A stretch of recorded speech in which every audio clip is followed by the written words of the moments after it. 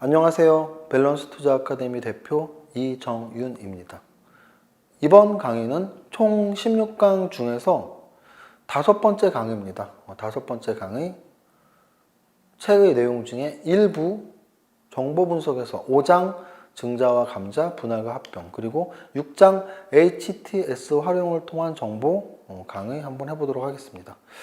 자, 5장의 내용은 사실 여러분들이 책을 많이 보신 분들한테 한번 설명을 드려볼게요. 여러분들은 책을 볼 때 무엇을 보시고 사시나요? 물론 뭐 책값도 중요하고 책 표지 디자인도 중요하고 내용도 중요하고 여러 가지가 있겠죠. 서평도 중요하고 또는 뭐 별점도 중요하고 여러 가지가 있는데 저는 그래요. 저는 책을 볼 때 지은이 이 책 쓴 사람이 누군지 지은이와 또 하나는 목차를 보고 사요. 목차. 제가 블로그 운영을 2015년부터 했었는데요. 블로그 운영 중에서 처음에는 책에 대한 서평을 썼다가 내가 뭔데 이런 생각이 들더라고요. 그래서 그 다음부터는 목차 읽기라는 메뉴를 만들어서 특히 뭐 주식 투자 관련한 책들 중에 목차를 쭉 쓰고 목차 읽기라는 메뉴를 만들어서 내가 책에 대한 목차 쓰고 목차를 보면 이러이러한 내용들이 담겨 있는 책이다. 좋은 내용이다, 안 좋은 내용이다를 목차를 읽어내는 작업들을 한번 보여드린 적이 있어요. 블로그에서. 그런데 제 자아 비판을 해보자면 제 책 비판을 해보자면 요번에 이제 지금 강의 교재가 되고 있는 슈퍼개미의 왕초보 주식 수업 책에서 정말 마음에 안 드는 목차 꼽으라면 딱 이 5장이에요. 그래서 사실은 설명을 어떻게 하면 되냐면 당연히 제가 직접 쓴 책이니까 이 목차를 저는 워낙 중요하게 생각하는 사람이기 때문에 생각을 굉장히 많이 했어요. 그래서 앞부분 프롤로그, 뒷부분 에필로그, 그리고 부록의 3박자 투자법 실전 사례까지 그것들도 생각 끝에 끼워는 거고, 더 중요한 건 1부 정보 분석, 2부 가격 분석, 3부 가치 분석이 각 부마다 8장으로 만들고 싶었어요. 8장. 사실 제가 목차를 워낙 중요하기 때문에 딱딱 떨어지게 보여야지 너무 좋죠. 제 스스로. 그러니까 약간 이렇게 결벽증이나 그런 건 아닌데 애매한 게 싫었어요. 어떤 목차를 보면 구성이 진짜 목차를 신경 안 쓰는 저자님들의 책을 보면 뭐 1부는 1장부터 3장, 근데 2부는 4장부터 20장, 3부는 21장, 22장 뭐 이런 식으로 구성이 되면 그거 좀 배분을 잘못한 거 아닌가요? 그래서 저는 딱 생각을 한 게 어쨌든 3박자 투자법이라는 책을 쓴 저자로서 그리고 20년 동안 주식 투자를 하면서 가치 분석, 가격 분석, 정보 분석 세 가지를 중요하게 생각하는 사람으로서 정보 분석도 1장부터 8장, 가격 분석도 1장부터 8장, 가치 분석도 1장부터 8장까지 넣어야겠다. 8. 심지어는 8장, 2부는 9장부터 16장, 3부는 17장부터 24장이 아니에요. 왜 그럴까요? 저를 처음 보신 분들은 모르겠지만 제가 예전 블로그 할 때나 강연회 때 많이 말씀드렸는데 저는 빨간색을 좋아하고요. 팔자를 좋아합니다. 물론 중국 사람들이 좋아하는 색깔과 숫자라고 비판할 수는 있지만 어쨌든 우리나라 사람들이 돈 때문에 좋아하는 색깔, 돈 때문에 좋아하는 숫자가 있었다면 그걸 더 좋아했겠죠. 그런데 우리나라 사람들이 돈 때문에 좋아하는 색깔이나 돈 때문에 좋아하는 숫자가 없기 때문에 중국 사람들을 좋아하는 게 아니고 중국 사람들이 좋아하는 빨간색이 돈 벌게 하는 색깔, 또 중국 사람들이 좋아하는 팔자라는 숫자가 돈 벌게 하는 숫자라는 걸 알고서 저도 재미삼아 좋아하게 됐어요. 그래서 다 빨간색이잖아요. 지금 이 강의 들으시는 분도 알겠지만 배경이 다 빨갛죠? 그리고 1부도 1, 2, 3, 4, 5, 6, 7, 8장, 2부도 1, 2, 3, 4, 5, 6, 7, 8장, 3부도 1, 2, 3, 4, 5, 6, 7, 8장까지 구성이 되어 있어요. 즉 8. 그래서 여러분들 책에 보면 1부 끝나고 성공으로 이루는 8 법칙에서 성공으로 이루는 8T 전략, 2부 끝나고 성공으로 이루는 8T 전략 8 8테크, 그리고 또 3부 끝나고 성공으로 이루는 888 법칙, 8팁 이렇게 있잖아요. 그것들이 제가 8자를 좋아하기 때문이고요. 사실은 1부, 2부, 3부 끝날 때 마지막에 있는 888 법칙은 어디 있는 책 내용이냐면 제가 첫 번째 쓴 3박자 투자법이 총 3부로 되어 있어요. 그러니까 첫 번째 책도 똑같아요. 제가 그러니까 아까 말씀드렸지만 이렇게 무슨 그런 깔끔한 결벽증이나 뭐 완벽주의자는 아닌데 목차를 워낙 중요하게 생각하다 보니까 첫 번째 3박자 투자법 책도 1부 8장, 2부 8장, 3부 8장으로 구성했거든요. 근데 이번 두 번째 책도 1부 8장, 2부 8장, 3부 8장으로 구성을 했어요. 근데 이 말씀을 왜 드리냐면 그런데 그 각 8장 중에 제일 마음에 안 드는 게 이 부분이에요. 뭐냐면 사장이 공시 검색이잖아요. 근데 그리고 이 일부 전체가 정보 분석이고 그런데 너무 뜬금없어. 제목도 길고. 그래서 이거를 원래는 4장은 공시 검색 1, 5장은 공시 검색 2 해서 공시 검색을 하다 보면 어려운 단어가 있으니까 이런 어려운 단어 설명할게 라고 붙이려고 그랬는데 또 공시 검색 1, 로마 숫자 1, 2로 하는 것도 모양새가 좋지 않더라고요. 그래서 진짜 울며 겨자 먹기로 그냥 아예 그냥 증자, 감자, 분할, 합병 이렇게 써놨는데 목차만 보시면 사실 뜬금없어요. 근데 내용을 보시면 이해가 가죠. 왜? 4장의 마지막에 써놨잖아요. 공시 검색을 하다 보면 어려운 개념의 용어가 등장하는데 대표적으로 증자, 감자, 분할, 합병이 어려운 개념이면서 어떻다고요? 주가에 큰 영향을 미치는 용어예요. 그래서 별도의 장을 만들어서 5장에 이렇게 모아놨습니다. 자, 하나하나 한번 볼게요. 증자라는 말을 우리 보통 어떨 때 썼냐면, 이거 남자분들 중에 좀 도박 좋아하는 분들은 이해할 텐데, 우리가 포커를 칠 때 테이블 머니라고, 뭐 예를 들어, 뭐 20만원 꺼내놓고 친구 4명이 치다가 20만원 올인 났어. 야, 나 증자해도 돼? 뭐 이런 말 보통 쓰거든요. 지갑에서 돈을 더 꺼내는 걸 증자라고 해요. 증자해도 돼? 그 증자가 이 증자랑 똑같아요. 자, 보세요. 포카를 친구끼리 4명이 쳐. 처음에 뭐라 그러냐면, 야, 우리 테이블 머니 자본금 20만원씩 꺼내. 최초 자본금 20만원씩 꺼냈어요. 그걸로 서로 막 게임을 하고 포커를 치다가 내가 올인이 난 거야. 그럼 집에 가면 되잖아요.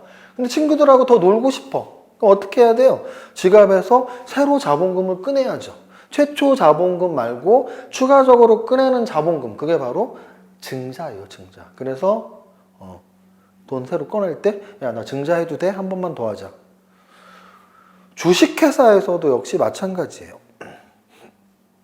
최초 자본금으로 주식회사가 설립이 됐어요. 그런데 이 회사가 장사가 너무 잘 돼서 설비 투자가 필요해서 돈이 필요할 수도 있고 또는 장사가 잘 안 돼서 어떻게 해요? 돈이 없어. 그래서 운영자금이 필요할 수도 있어요. 그래서 설비 투자를 위해서 증자할 수도 있고 운영자금이 필요해서 증자할 수도 있고 또는 뭐예요? 설비 투자가 필요하거나 운영자금이 필요하거나 또는 자본금이 없어. 이제 자본금 계속 결손이 나갔고 자본금 적자에 지금 자본 잠식이 됐어. 영업 적자가 지속돼서 그럼 자본 잠식이 됐으니까 그럴 때는 어떤 목적으로 증자를 한다 그러냐면 재무 구조 개편을 위해서 재무 구조를 더 좋게 하기 위해서 증자를 하는 거예요. 증자는 설비 투자를 위해서 할 때가 있고 고정 자금이죠. 또 운영 자금을 위해서 할 때가 있고 재무 구조를 우량하게 만드는 목적으로 하는 자본 잠식 기업이 하는 경우가 있어요. 그런 것들이 증자예요. 또 하나 지금 말씀드린 건 증자를 왜 하냐의 문제고 증자를 왜 하냐가 아니고 어떤 방법으로 하느냐에 따라서 돈을 받고 하면 뭐예요? 우리 공짜가 아닌 걸 뭐라 그래요? 유상이라고 그러잖아요. 유상. 돈을 받고 하면 유상증자. 돈을 안 받고 하면 무상증자. 무상증자는 대표적으로 가치에 영향을 미치지 않는데 가격에 영향을 미칠 수 있는 재료의 대표 사례로 꼽히는 거예요. 무상증자는 돈을 안 받았어. 돈을 안 받고 자본잉여금에 있는 것을 자본 전입을 하면서 증자를 하는 거예요. 기업 가치에 영향이 1도 없어. 그런데 주가에 영향을 미칠 수가 있잖아요. 무상증자. 유상증자는 기업 가치에 영향을 미치니? 미쳐요. 왜? 돈이 들어오니까. 유상증자는 기업 가치에 영향을 미친다. 무상증자는 안 미친다. 돈이 들어온다? 안 들어온다. 또 유상증자는 한 가지만 있냐? 그렇지 않아요.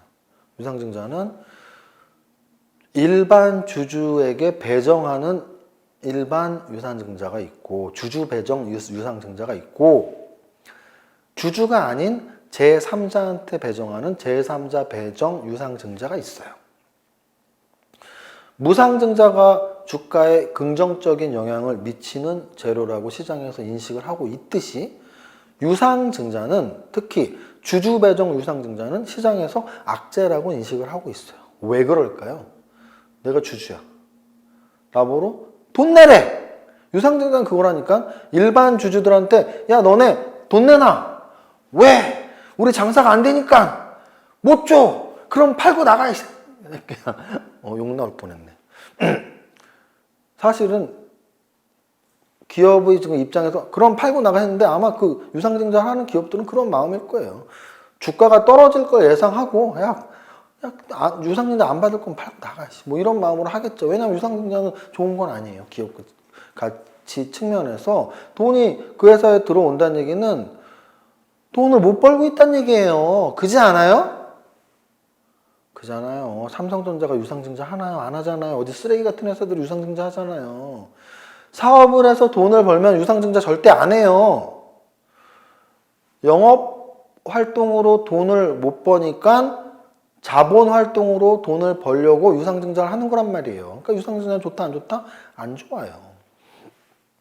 주주 배정은 기본적으로 안 좋아요. 예외가 하나 있다면 설비 투자를 위한 유상증자는 때로는 좋을 때도 있다. 또 하나는 제3자 배정 유상증자는 때로는 좋을 때도 있다. 제3자 배정 유상증자는 왜 때로는 좋냐면 일반 주주한테 돈 내라고 안 하잖아. 일단 나한테 돈 내라고 안 해. 알았어. 뭐 패스. 나한테 돈 내라고 하면 야 내가 너한테 물린 것도 억울한데 돈을 또 내라고? 아유 팔고 한다 들어서 하고 팔고 나가는데 돈 내라고 안 해 나한테. 제3자한테 배정한대. 근데 심지어는 그 제3자가 굉장히 돈이 많은 펀드, 유명 기업, 유명 기업인 이런 사람들한테 제3자 배정하면 좋다 나쁘다? 당연히 좋다. 여기까지가 증자예요. 감자는 원칙적으로 나쁘다. 왜? 감자는 기업의 목적에 어긋나는 거예요. 기업의 목적이 뭐죠? 자본금을 넣고 자본금을 기준으로 법인을 설립해서 영업활동을 해서 수익을 극대화를 해서 주주이익 극대화를 해서 그 기업을 영속적으로 10년, 100년, 200년을 굴러가게 만드는 게 기업의 목적이에요. 그런데 자본금을 왜 줄여? 아니 사람 태어나서 키가 커잖아요. 갑자기 키를 줄인대. 할 말이냐고 그게. 삼성전자가 감자한 거 봤어요? 자기 주식 소각은 있지만 자기 주식 소각하고 감자는 좀 내용이 다른 거예요. 자기 주식 소각은 내가 우리 회사 돈으로 이익 난 돈으로 주식을 사서 소각하는 거고 감자는 그냥 일반 주주들 주식을 줄이는 거 아니에요. 그래서 무상감자는 좋다 나쁘다? 나빠요.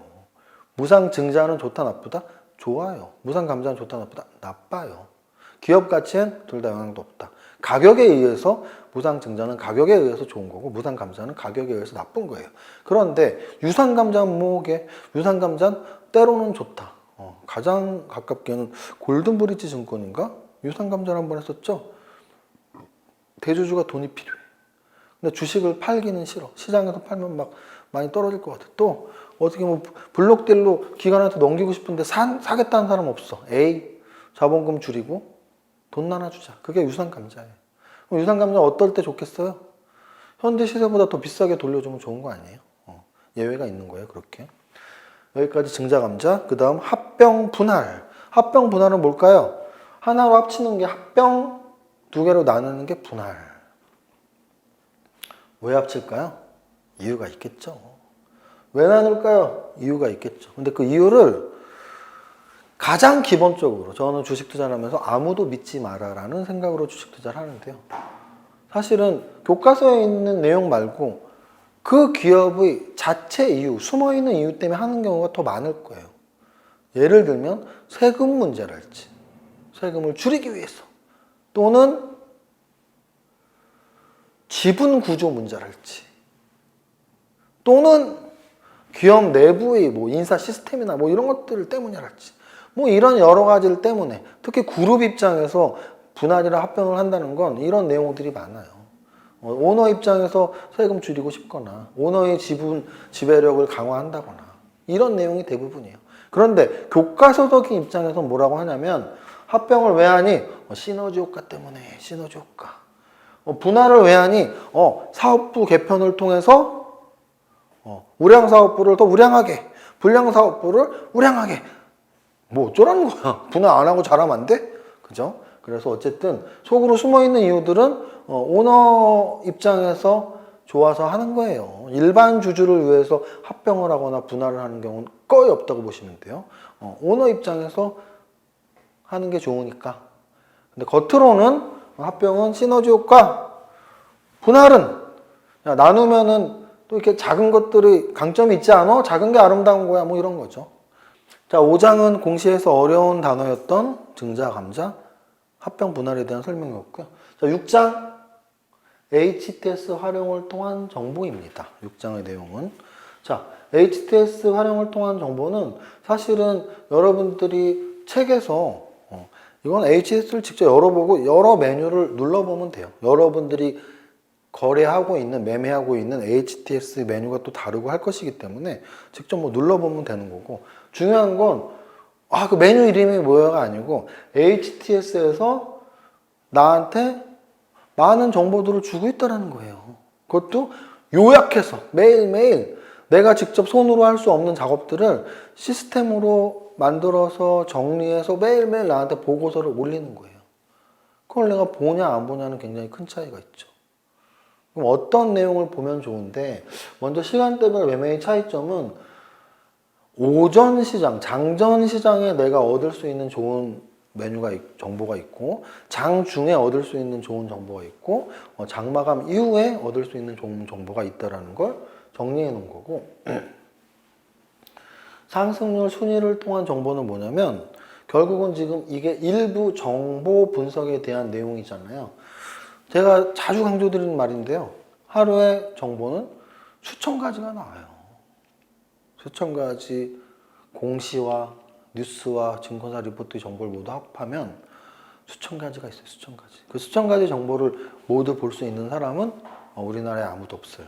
그러면 어떤 정보가 중요한 정보냐고 했을 때 주가를 올라가게 한 정보가 중요한 정보예요. 그러면 올라간 종목들을 보면서 이 종목이 왜 올랐지를 확인해 보면 오늘 주가를 올라가게 한 정보를 찾을 수 있고, 하나의 정보에 움직인 종목이 많다면 그것을 우리는 뭐라고 불러요? 테마주라고 부르고. 그래서 상승률 순위를 분석을 하면 그날 움직였던 테마주를 확인할 수 있다는 걸 꼭 기억하셔야 돼요. 다음은 매매 동향. 여기서 말하는 매매 동향은 왕초보 분들, 정말 주식을 처음 하는 분들은 야, 무슨 동향? 뭐 북한의 동향? 동향이 뭐지? 매매 동향은 뭐냐면 매매의 주체를 3주체로 나눠요.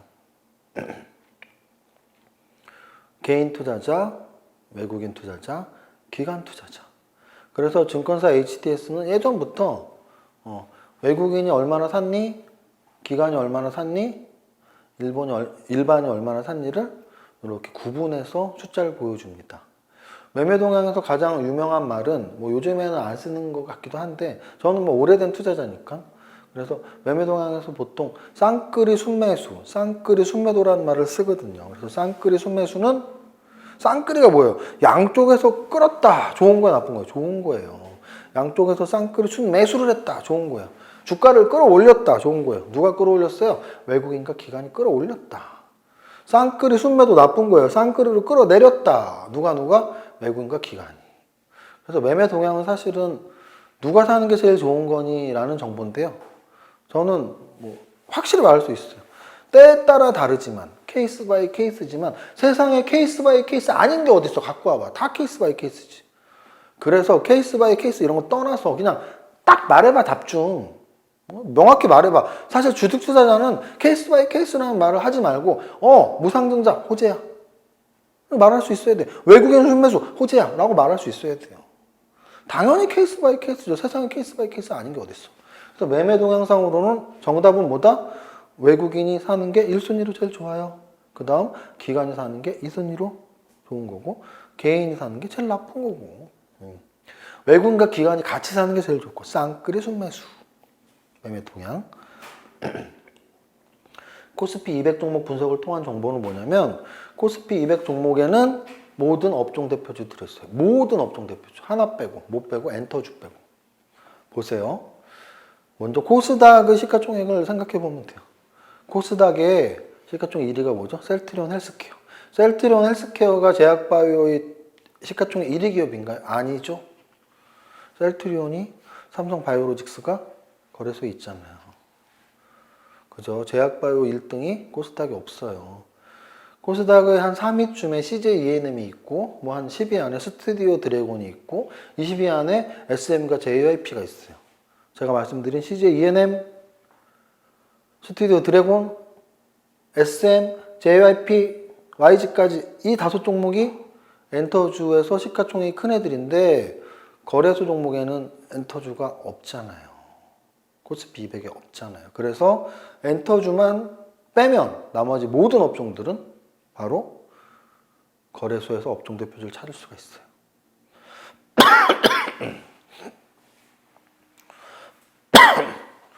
자, 그렇다면 코스피 200 종목을 본다는 건 첫 번째 좋은 건 뭐다?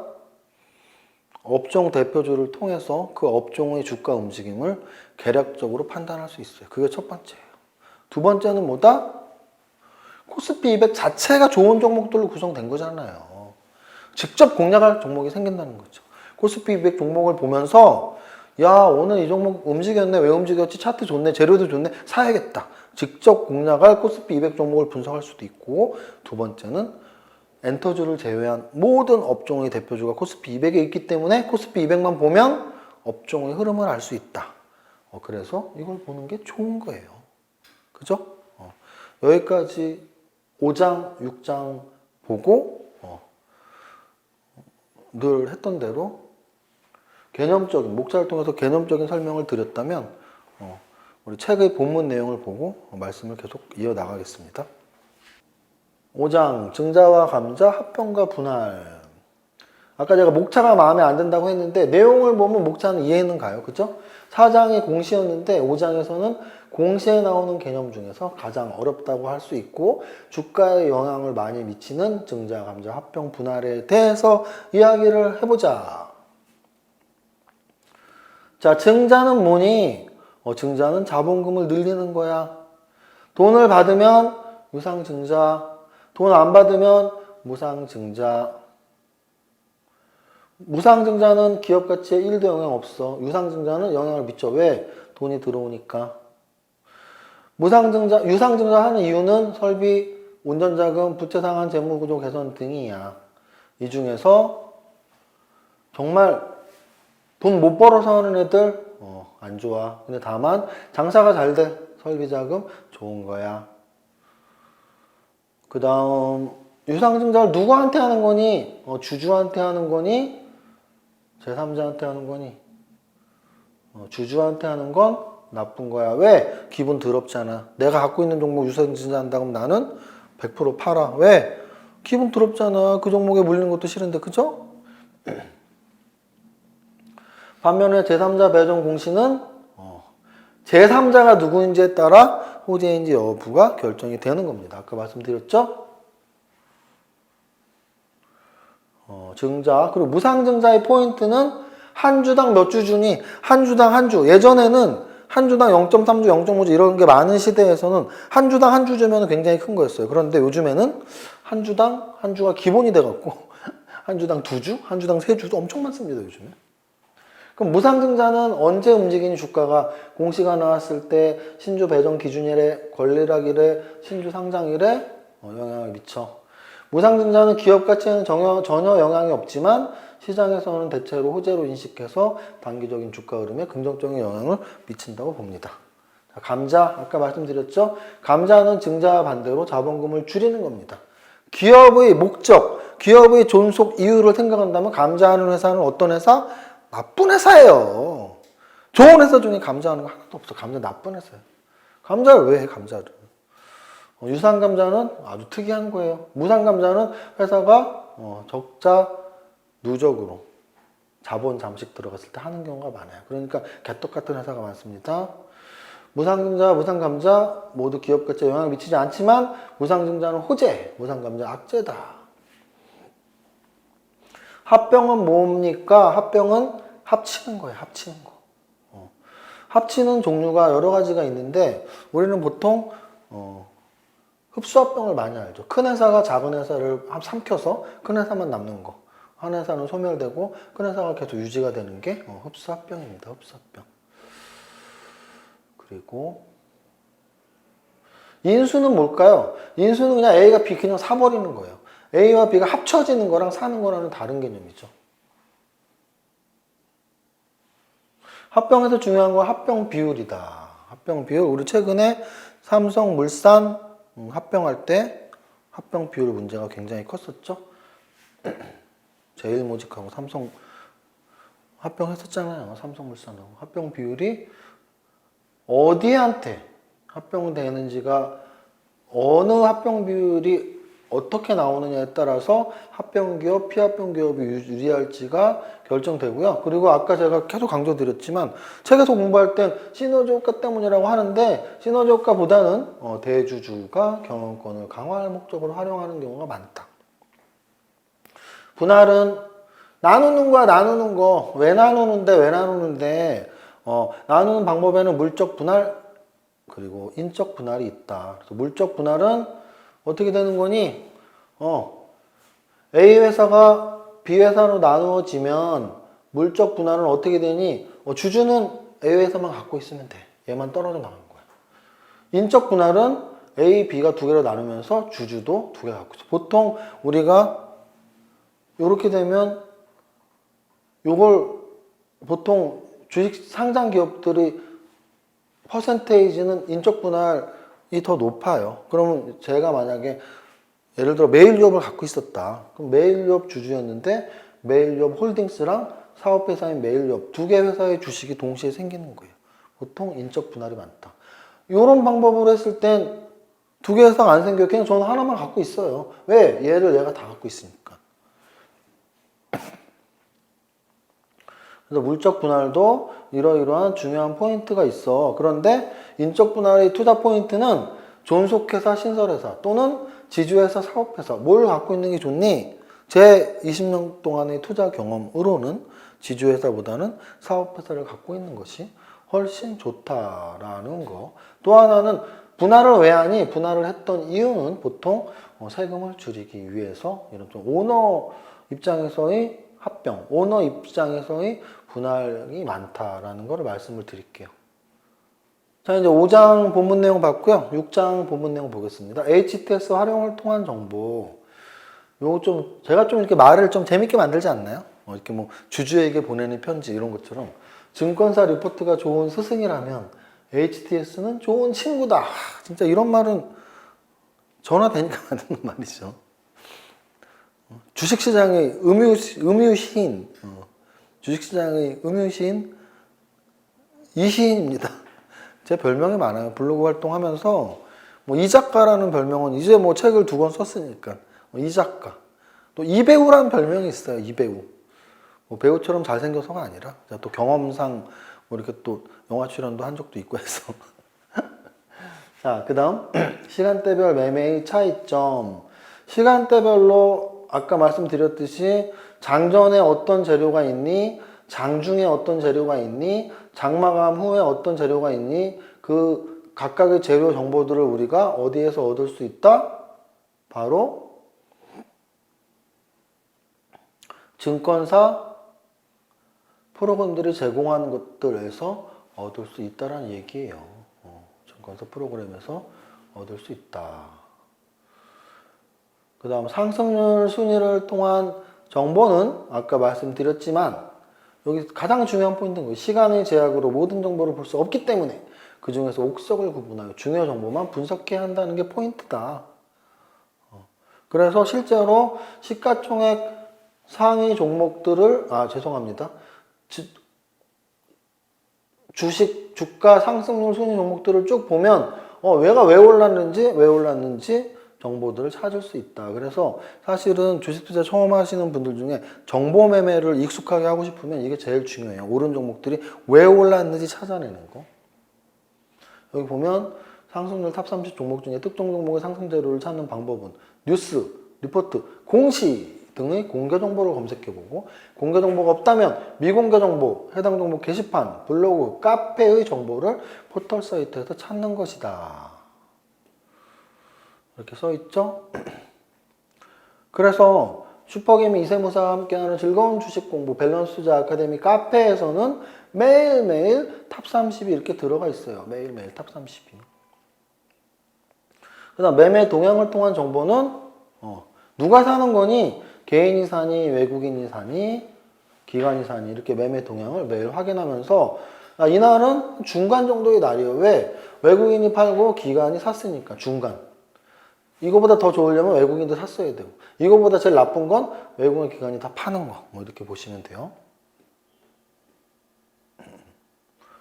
그 다음 마지막으로 코스피 200 종목을 통해서 우리는 무엇을 얻을 수 있니? 코스피 200은 시가총액도 높고 업종을 대표하는 종목들이니까 그것들을 매일매일 보면 현재 주가 움직임이 좋은 업종과 좋지 않은 업종을 구분할 수 있고 또 하나는 업종 대표주들이 움직이면 간접적으로 그 쫄개주들을 공략할 수 있고 또 하나는 직접 공략할 수 있는 종목들을 찾을 수 있다라는 거. 여기까지 하면 되죠. 여기까지 하겠습니다. 자, 이번 강의가 5강이었죠. 5강, 총 16강 중에 5강 강의 이것으로 마치고요. 6강 강의는 지금 하고 있는 일부 정보 분석, 남아있는 7장, 8장 강의가 되겠습니다. 6강에서 뵙겠습니다. 감사합니다.